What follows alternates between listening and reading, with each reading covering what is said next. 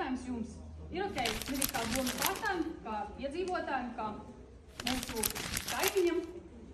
Iesakiet lūdzu mums, saviem arī iedzīvotājiem un arī nodokļu maksātājiem, vēlētājiem, kas konkrēti mums ir jāizdara, lai apturētu šo rūpnīcu. Kas konkrēti mums ir jāizdara? Mēs Es kā cilvēks ieteiktu jums rīkoties tieši tāpat, kā es to darīju, tad, kad saskāros ar šo projektu mūsu komitejā. Domē, tātad pirmais ir, es centos uzzināt, vai ir vispār iespējams Latvijā kādas reālas alternatīvas. Mums samaksājums alternatīvas iedzīvotājiem un sabiedrībai, lai atkritumus neturpinātu aprakt, kā to mēs darām šobrīd, bet nededzināt un darīt kaut kā savādāk.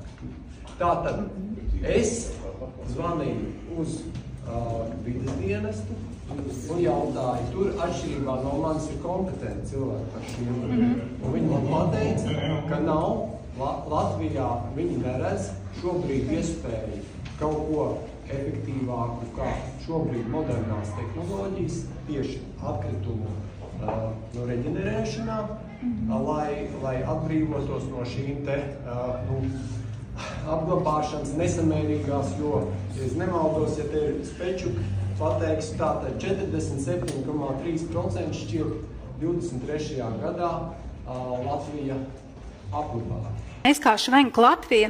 Nu, pie jums jau ved. No Getliņiem pie jums ved, jūs dedzināt. Jā, teiksim, un tas ir tas punkts, ko es gribēju minēt. Mums, protams, sāp sirds, ka mēs redzam, ka ļoti labs materiāls, kurināmais, tiek noglabāts poligonā, bet netiek vests pie mums. Jo mēs esam Latvijā lielākie, teiksim, ražošanas uzņēmums, kas ražo cementu, bet savā ražošanas procesā izmanto alternatīvos kurināmos un alternatīvos izējmateriālus. Tātad tie ir materiāli, kas ir kādam atkritums, bet mums tā ir izēviela, vai tas ir alternatīvais kurināmais, kas ir iegūts no atkritumiem.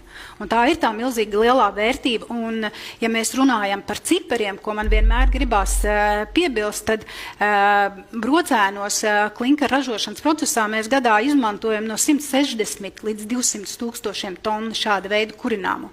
Tas ir milzīgi liels apjoms, un ko Latvija mums spēja piegādāt 40-50 tūkstoši tonnas. Tad jūs to trūkstošo jūs kaut ko importējat? Trūkstošo mēs importējam. Es papildināšu, es bišķiņ. Es atvainojos. Pagaidiet, es papildināšu savu jautājumu. Ļausim papildināt jautājumu autoru. Kas mums ir jāizdara, lai šo rūpnīcu nebūvē šeit, Salaspils novadā, pie iedzīvotājiem? Jūs varat būvēt, mēs nestrīdamies, ka tas ir nepieciešams, ka tas ir ļoti svarīgi un vajadzīgs visai Latvijai, visai pasaulē, tas ir nenormāli svarīgi. Kas mums ir jāizdara, lai tas netiktu būvēts mums pie logiem? Pie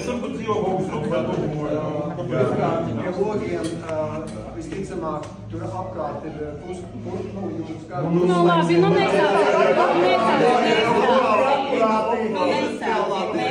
Jūs jau saprotat man jautājumu? Es atvainojos, kolēģi, nav dzirdams turlākunga atbildes, tad kāda Es atbildu, pateikt.